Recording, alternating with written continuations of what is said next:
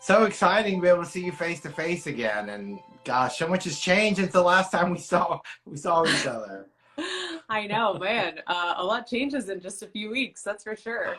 That is so Yeah, crazy. Uh, we've been yeah. busy cleaning up after the tornado, and I may or may not have had a hat on right up until like 30 minutes before this call. We've been spending a lot of time outside with the cleanup effort, and yeah, it was actually a really beautiful day today. You probably saw right after we got these tornadoes come through, the tornado come through, we got hit with snow, and I mean, it has not been a snowy winter. It really hasn't been very cold, but right after that tornado hit, it snowed and it was Arctic, and it's like, oh my gosh, could this get any worse? So yes, finally we're having some days where it actually feels like true spring weather. It's a little Right. bit warm and we've been able to get out and make a lot of progress, but our cleanup is almost done. That's why Adam's not with me right now, actually. He's out with a gentleman, actually a neighbor of ours, neighbor and friend who showed up to help us get the rest of our red barn all cleaned up and out of here. But we're excited. It's like a blank slate out there. Well, that's a great attitude. Well, I knew getting both of you is going to be probably impossible with everything going on. So I'm just appreciate your time. I know you have so much going on and dealing with everything. And so uh, for those that might not know that are just following, do you mind? It's interesting because we both have, I guess, kids with the same birthday. And so we were doing birthday things, and I were coming, came home, and I'm like, saw what happened with y'all on that Saturday. So, do you mind just kind of briefly sharing what happened and how it played out for those that might not have seen it? Oh, yeah, sure. Well, it started out, it was a normal Saturday. It was my son's birthday. We have three children, actually. One is off at college. I have a freshman in high school, and I have a sixth grade daughter. And my middle son, Lachlan, he was having his birthday party. Saturday was his birthday. I had been outside planting all day. I was planting ranunculus and anemone in our giant greenhouse and spent most of the day doing that. I finished up, and Adam and I were getting our little prop house ready to put lots of our little baby seedlings that we had started in there. And a tornado warning alert went off on our phones. Like simultaneously, we both got alerts. It really startled me. And I saw that, and then I saw that my son's friends, he had four friends over. The four friends started arriving, and I was like, oh, wow, it's really early. It was like 4 p.m. around the time that the friends started showing up. I thought, 4 o'clock's early for a birthday party, but whatever. They were getting our they were getting our little event barn set up with all of their, they were going to have a gaming night. So they set it up with computer monitors and Oh my television, goodness. all the all the PlayStation, and all the gaming consoles were out there. But the tornado warning alerts went off on our phone, and we always take them very seriously. Living in central Iowa, I mean, we have a lot of tornadoes that come through, so we took it seriously. They kind of ho-hum came willy-nilly out of the barn, and I said, you know what, guys, you need to go ahead and come on inside just for a little bit. Let's write it out and make sure that everything's Sure. okay. But usually warnings are pretty indicative of, hey, they've seen some rotation somewhere and things are about to get really serious. So they came inside. We had one kind of bumpy part of the weather that came through, the kind of the clouds that would be leading up to where a tornado would be, big wall clouds and stuff. They blew over, and it got really calm. And it got really calm for a few minutes. And I guess one of the boys must have asked Adam, like, hey, can we go back out to the barn? He was like, yeah, sure. He sent all five boys back out to the barn. And I don't know, one of the boys' dads had brought a controller because he had missed it, came and dropped it off. The boy was running past Adam, and Adam started to see a funnel cloud. And he told this boy, he said, go get the rest of the boys and tell them to get in the house now. And maybe 2 minutes later, the tornado sirens went off in our small town of Winterset. And then they came running. They actually stood outside for a minute though and watched as the funnel cloud actually spit down a tornado, Adam had to yell at him, you know, get in the house now.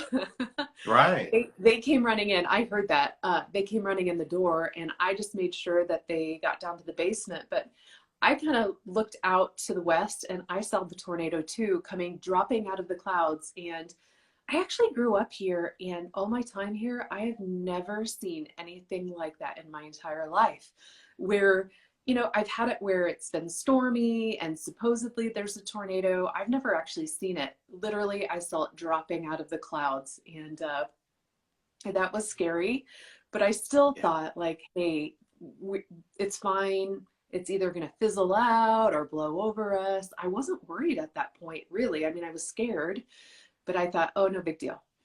But I went down into the basement and I got the boys all ready, and we lost power. Like, the lights started flickering, I don't know, probably 2 minutes after that. We lost power. We turned on the flashlights on all of our phones, and we're just kind of, you know, talking and chatting, very lightheartedly. And the next thing I know, Adam actually comes in, he runs down to the basement, and he said, Jennifer, you need to prepare yourself. We're going to take a direct hit. And I was like, what? Oh my gosh. Yeah. And he had stayed outside filming it, and he goes, do you want to see it? I was like, yeah. But at that point, we started hearing some noises, and he showed it to me for like 2 seconds, and boom, it hit us. But I guess right before that, I told the boys, I said, hey guys, just like in school, doing tornado drills, get down, you know, protect your heads, make sure to protect your heads at all costs. And we just kind of huddled there, and the tornado hit us. And when the first straight line blew in, our house literally like snapped. I could hear like probably a 2x4 in the wall somewhere like snapping. And then it just started cracking, and we could hear debris hitting it and things like that. And then the next thing I heard was a tree coming down and breaking a window. We actually had a window that exploded up in my office. It blew everything off the desk. There was glass everywhere. It blew the curtains, rod and all, off the wall. It actually shot a bracelet that was a metal bracelet was sitting on my desk, and it shot it into the kitchen and broke a window because it threw it with such force. I've never seen anything like this. But we were down in the basement maybe for 60 seconds, letting that tornado blow over as it was going on. Maybe less. I mean, it was like it felt like forever. It felt like forever, but I know it's just a few seconds. And I didn't know this, but it takes all the oxygen out of the room. So we were actually we were having trouble breathing. We couldn't breathe very well. And then the pressure, it's like taking off in an airplane, how you have to pop your ears, but way more intense. I didn't know that happened. So I thought my eardrums were going to explode while all of that was going on. And it also sucked all the water up it didn't suck it up, sorry. It pushed the water from all of our faucets and our toilets back up into the pipes. So all of our toilets didn't have any water when we came in and saw that. I don't know. It's just like the weird stuff that you don't know. It's like, wow, where does it go? It's just crazy. Yeah. So those are some of the weird things that happened during. And we kind of I sat down in the basement for a good solid 5 minutes. We didn't move. Adam went and surveyed everything. He just came up and checked. He did I call it his man thing. He had to make sure everything was safe. Well, sure. But we sat, we were in shock. So we just sat there and I just waited. He was like, you guys stay here. I'm going to check it out. And I stay here until I tell you to come up. And so we stayed in there. We didn't move. And 5 minutes in, he says, Jen, you need to come upstairs and see this. And then, you know, a couple seconds later, he says, it's bad. I'm like, okay. I wasn't prepared really, totally. Even when he said that, I totally wasn't prepared when he said it's bad. But I looked out. We have kind of a basement exit door.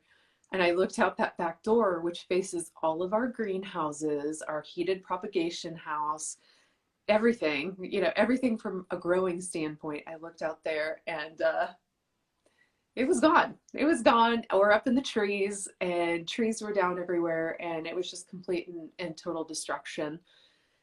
And all I could think about right at that moment, like, yeah, it's difficult seeing all that destruction happen in that small little window, but I had put two of my little cats outside.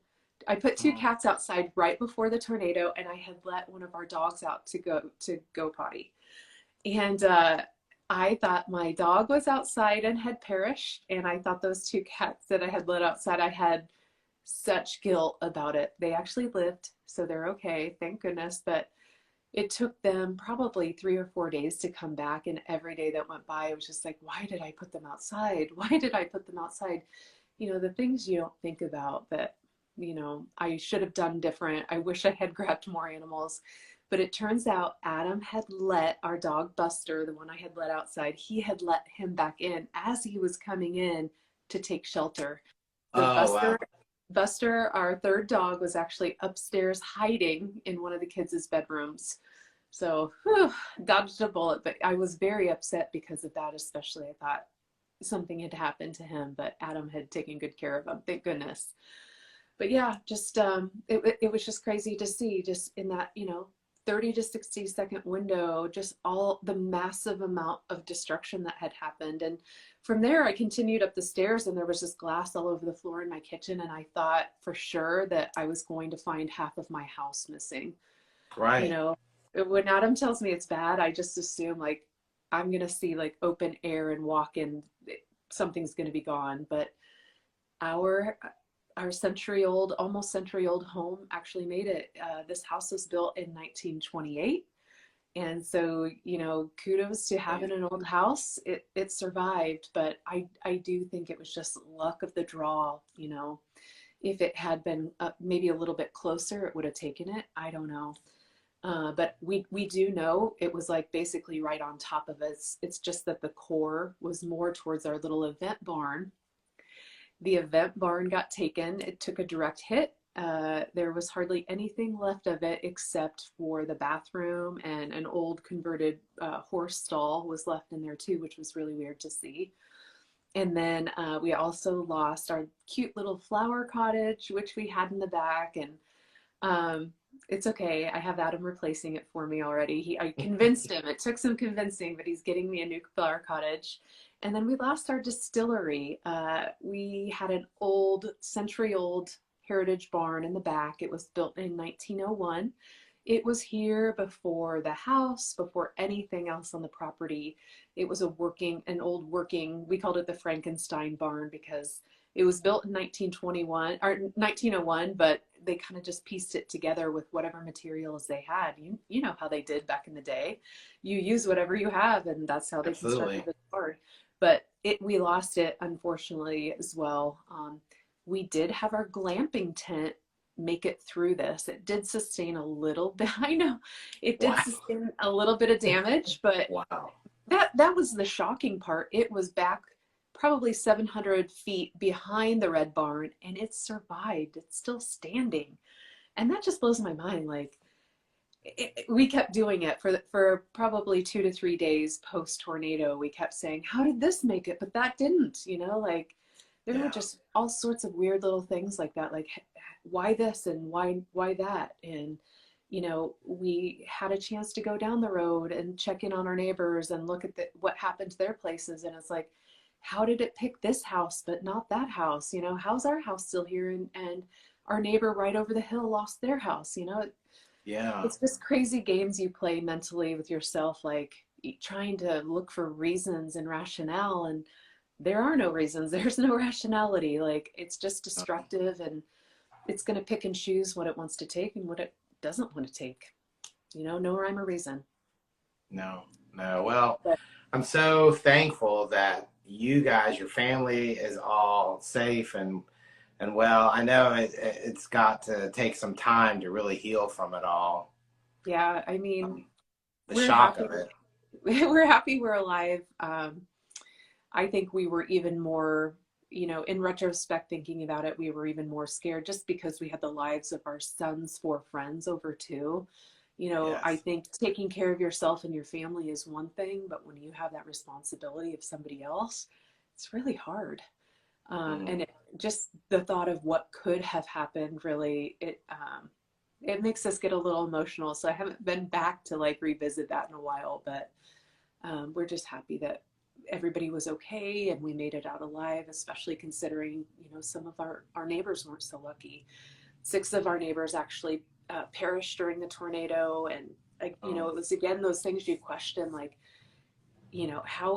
why did we make it, but they didn't? But I'm just grateful that we did, and that we, not only have our lives, but that we were unharmed, and that those kids could go home to their parents. yeah.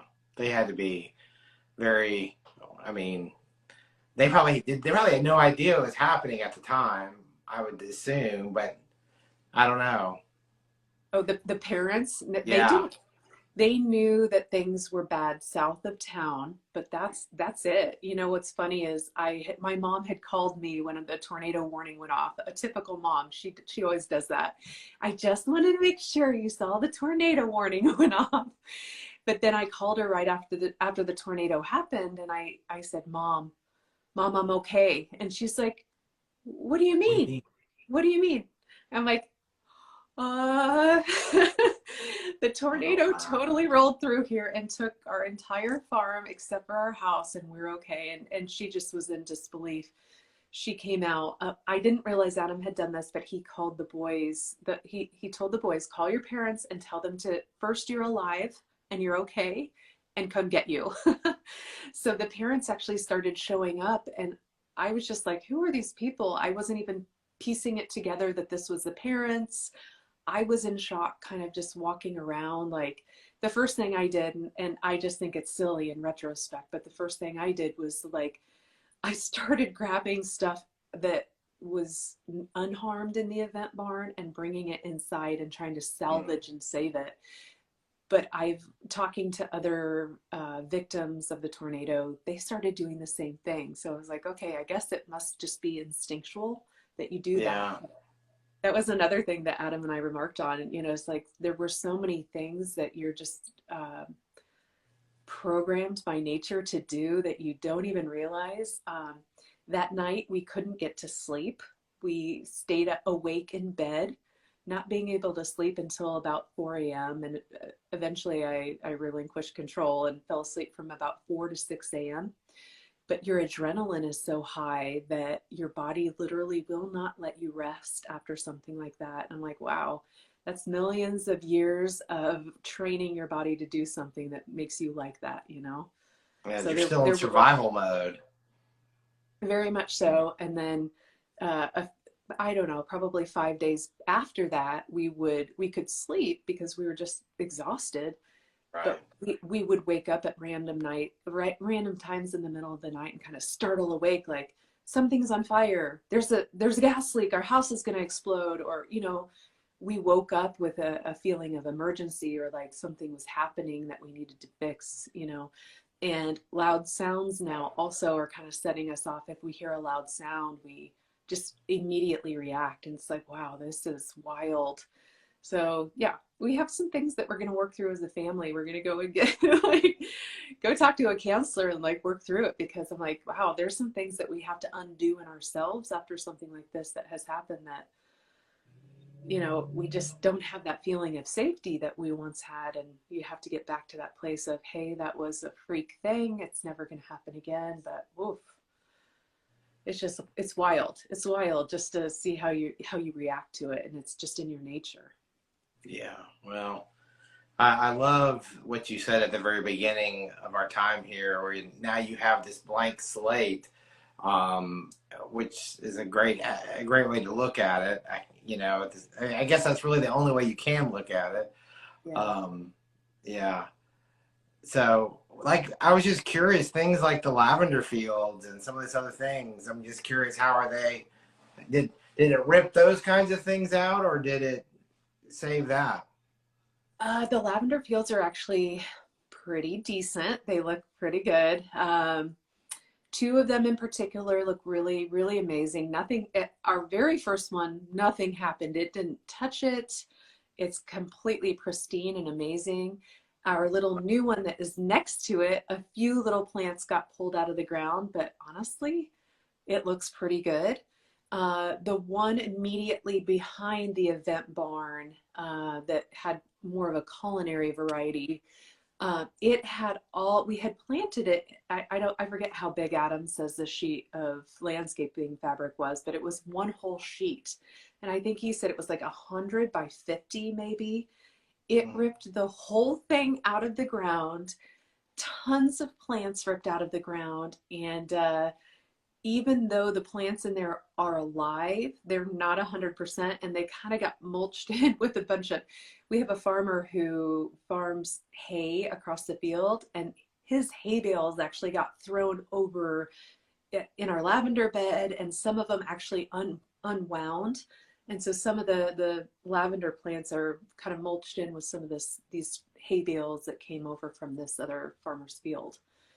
So we'll have to fix that. We'll have to go in and replace all the ones that got yanked up when the fabric got yanked up. But for the most part, Scott, the lavender survived, and I'm so thankful. It's like if I had lost all of my lavender and, you know, all of the tulips that are planted out in the field had gotten sucked up, like I think it would have been a little bit more stressful. But just, you know, knowing it's just buildings, I'm like, okay, I can work with this. And then actually our copper still, our big giant 50-gallon copper still, it actually made it through as well.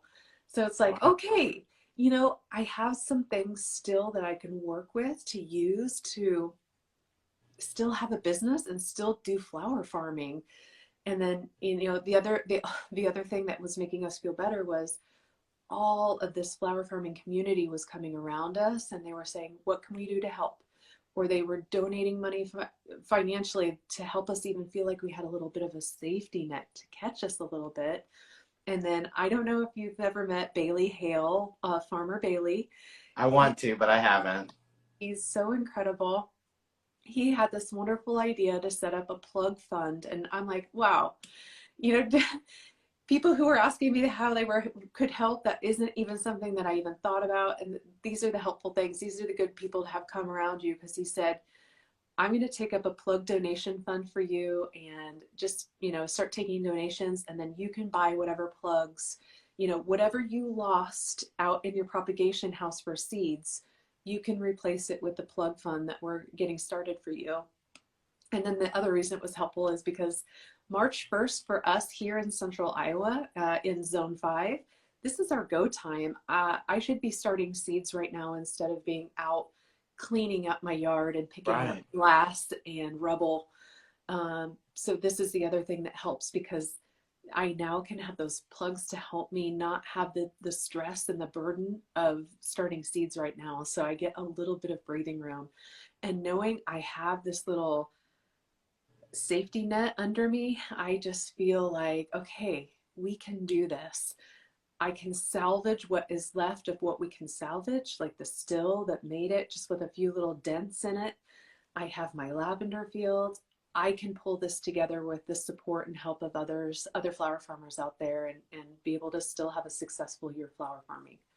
And that's how I feel. You have to look at it that way. I mean, I did have one of my reps call me, and she was like, do you want me to cancel all of your plant orders and your dahlia tuber orders? I'm like, oh, no, don't do a thing. But she's like, well, I have already frozen your account. I'm like, excuse me? I almost had a heart attack. I'm not gonna lie. Like, I don't have anything to go to. This is my job now. It's like, I don't have a choice. I don't have anything to, you know, to fall back on. I don't have any other choice than to look forward and figure out how we're going to hold this together and make this happen, you know? So I choose to be resilient. I choose to push forward with it instead of despairing, because I feel like I really don't have a choice. Like, this is what I do. I have to pull it together and move forward one step at a time, even if they're baby steps, you know? And I'm trying to give myself some grace there. I'm one of those people, like, I want it done now. I want it. I want it. I want it. And I can make a lot of things happen, but I'm trying to give myself some grace and say, okay, it's all right to take a day. It's okay to take a breath in between these things. Remain calm, one little thing, one baby step at a time. So that was something that I saw, like a lot of things are out of my control. I have to relinquish control and just take those little baby steps and just take one thing at a time, slowly but surely. Well, and I think grace is part of the healing process through this too. You know, whether it's the sounds or the memories you find in the field. Like I've seen the videos of you finding like a piece of a chandelier or that was hanging in the barn or something. You know, that's all part of that too. And I know we have a bunch of people on here, and we're so grateful to have you share the story. And I wanted to find out. I want to hear more about the cleanup, but before we go too much farther, I wanted to ask, what is the best way we can help? I mean, like financially or showing up, or is there any kind of anything going on? I don't know what that looks like right now, because I know I saw earlier that you guys have gotten a ton done with the help of, you know, just the friends and community. So Yeah, cleanup wise, we're okay. I feel very good about it. There's just little, there's just little pieces of glass everywhere that I have a couple people coming to help me with on Friday. So we have those folks coming out to help, which is wonderful. But yeah, cleanup wise, we're all right. What I'm starting to look at now is planting. I have, this is really bad timing. I actually had a bunch of perennials arrive like I think it was actually on Monday, right after we'd had the tornadoes. Thousands of dollars of perennials showed up. So they're in my basement right now, and they're trying to grow in their little plastic bags that they're in. So I will need some help with planting and things like that. For those who are not close, donating to GoFundMe is very helpful, because we shared this, and our greenhouses were not insured. And our greenhouses were not insured because they depreciate so quick. Insurance companies, right. We have a farm insurance company, and they're absolutely wonderful, but they don't insure greenhouses because they depreciate so quickly, and they're not like a stable building. So like people lose them all the time. The coverage is really expensive on them. So we did not have coverage on our greenhouses. We're asking for help in getting some of those replaced. Adam already has one on order. We'll need help erecting that. If anyone on here is local and wants to help us erect our greenhouses, we really will need help with that. It's just it's one of those things. They're not difficult to erect, but it definitely takes, you know, it's the many hands that work. Oh man, yeah. Yes. So help with those, but yeah, financially is the best way that you could help us if you're not local or not able to come help. That's the best thing that, you know, we need help with. It just like gives us that extra breathing room to be able to get these things replaced. And you know, there's weird stuff too that I'm like finding, like, oh yeah, all of our sprinklers are gone that we use to water our plants. The hoses are still here, but like we had a few tripod sprinklers that are gone. Yeah, it's like things you just don't think about, and then until you go to look for it, and then it's like you realize, yeah. And in a way that's so frustrating, huh? Yeah, you're like, I don't have it. It's gone. And in a way, I feel for you so badly, because I feel like in a way it sort of continually reopens some of these wounds every time you discover that. But yeah. And I hate that, but I mean, I'm so glad you guys are okay. So I know we posted a link on our website to your website donation page, and I don't know if that's the best way to do it, or if there's the GoFundMe. Who's that with? Either way, the GoFundMe it was set up by Tyler Lane, who's one of our beekeeping friends. But yeah, directly through our website is absolutely fine. And then people have actually also been buying our book, which is like very helpful too. Yeah. I really appreciate the support around that. Someone had that brilliant idea, and I'm like, wow, I didn't even think about that, but that was really nice. And people had also gone in, and I saw that they had watched all of our YouTube videos, and that was another way that they could support. We've gotten a lot of really wonderful letters from people just with, I love this kind of stuff, just getting letters of uplifting letters of support, just handwritten from people. And boy, I even love that. Just it's just the little things that you don't think about that lift you up and make you feel so good. And those are some of the things that I was caught off guard by. I didn't realize people still send cards and write letters, but they did, and we read through every one of those, and it was really touching. Mm, that's so sweet, and I'm so glad to hear that. Well, I know, so the cleanup part, and you got the planting that's coming up with the perennials and stuff. Um, when do you normally start planting in the field again? Because, I mean, that's one of the silver linings too, is, you know, your season, it was beginning, but it wasn't like July or June or something where everything's out there. Yeah. So, Typically, I would be planting out on April 1st. Just a few of the cold hardy things, I plant them out on April 1st.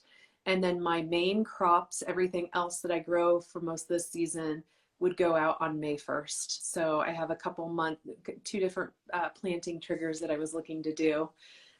So for those of you who are local, on or around April 1st, in a couple weeks here, that'll be when the first request for help will probably go out. Also getting those perennials put in the ground. And then again, around May 1st is the time to look for okay.